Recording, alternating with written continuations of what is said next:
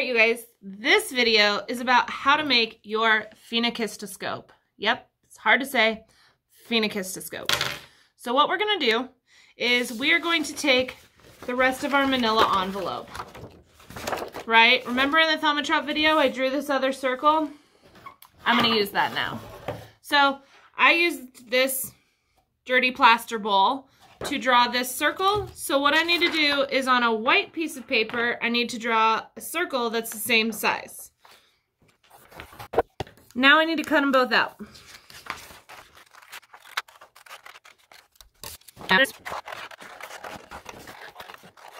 Now I have two circles, one out of manila envelope, one out of plain white paper. Here's what I've got to do.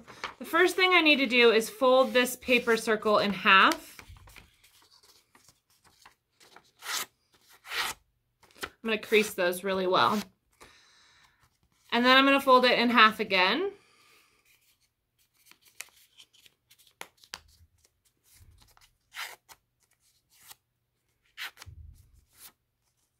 And then I'm going to fold it in half one more time. So that's 3 times total.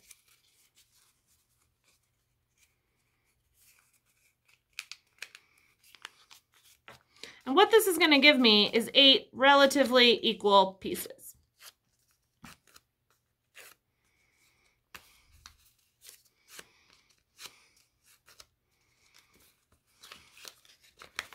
Each of these I'm folding back the other direction because I don't want it to be all wonky. I just need the lines, to be honest. So now what I should have is a circle that is divided into 8 pieces. 1, 2, 3, 4, 5, 6, 7, 8, right? Next thing I need is a slightly smaller circle that I'm going to trace on the inside. I think I want something a little bit bigger than my Thermotrope cup. But I got this roll of duct tape sitting here, and that looks like it can be the right size. Plus, I could use the inside of it or the outside of it. So here we go. Get that centered about as much as possible. Oh, it looks pretty good. And, all right. So, here's what I got to do. Each of these lines here creates a frame, and each of these frames is going to be a part of the motion, but the motion needs to start and end on the exact same thing.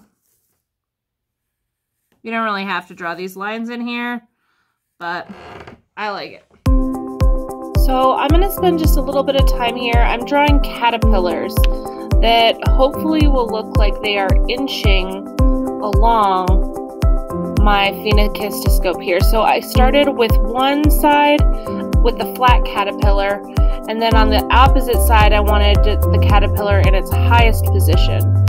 Now in the middle of these two caterpillars, I'm going to try and draw the middle movements. That way when I spin the Phenakistascope, it's going to look like my caterpillar is inching along here.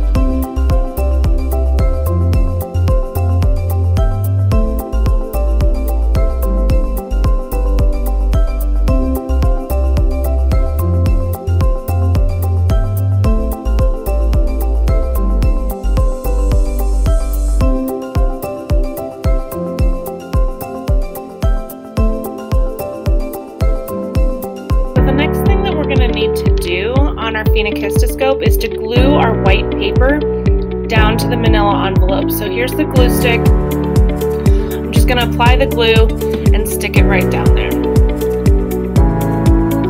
The next step is to use your scissors to cut a small slit through the in-betweens of the frames on the outside, only going in far enough to where you hit the inner circle.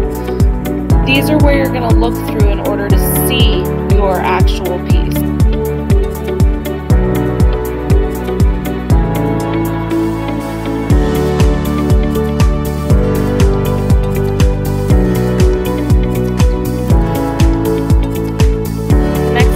Do is take your push pin and stick it through the very center of the circle where all of the lines meet. Then we're going to stick the end of the thumbtack into the eraser of the pencil so it almost makes like a windmill. Then it can